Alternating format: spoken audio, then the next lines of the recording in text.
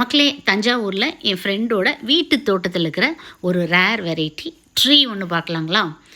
போன டைமு ரொம்ப அர்ஜென்ட்டாக வந்துட்டு போனேன். சரி, நெக்ஸ்ட் டைம் வந்து கிளியராக வீடியோ எடுத்துக்கலான்னு. இந்த டைம் காலையில் நிறையா நேரம் இருந்துச்சு, எடுக்கலான்னு பார்த்தா தீபாவளி அன்னைக்கு பிடித்த மழை அடுத்த நாள் காலையில் நாங்கள் கிளம்புற வரைக்கும் நிற்கவே இல்லை. தோட்டத்திலே வந்து பார்த்திங்கன்னா பார்த்து தான் நடக்க வேண்டியதாக இருந்தது. ஃப்ரெண்டோட வீட்டு தோட்டம். இது என்ன மரம் தெரியுங்களா? தூரத்துலேருந்து காமிக்கிறேன், ஃபோக்கஸ் ஆக மாட்டேங்குது.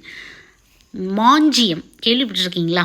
குவாலிட்டியில் தேக்கு மரத்துக்கு தங்கச்சி, வளர்ச்சியில் தேக்கு மரத்துக்கு அக்கா. மடன்னு வளருவா. அவள் போட குட்டி இது தாங்க மாஞ்சிய மரத்தோட குட்டி. இப்படி இருந்தனா இப்படி ஆயிட்டு அப்படிங்கிற மாதிரி தான் இவங்களோட ஒரு வளர்ச்சி.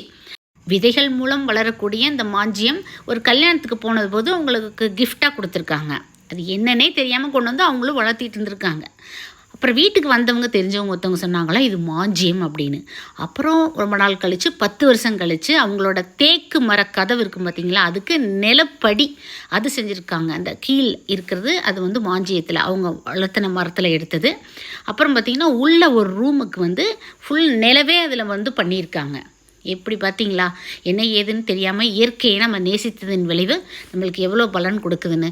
கண்ணா பின்னான்னு இயற்கையை நேசிக்க கற்றுக்கிட்டோன்னு வச்சுக்கோங்களேன், ஒரு நாள் எல்லாமே நம்மளுக்கு திரும்ப கிடைக்குங்க. அப்புறம் என்ன, இந்த குட்டி எனக்கு தான் அடாத மழையிலும் சார் கஷ்டப்பட்டு எனக்கு எடுத்து கொடுத்தாங்க. Happy garden.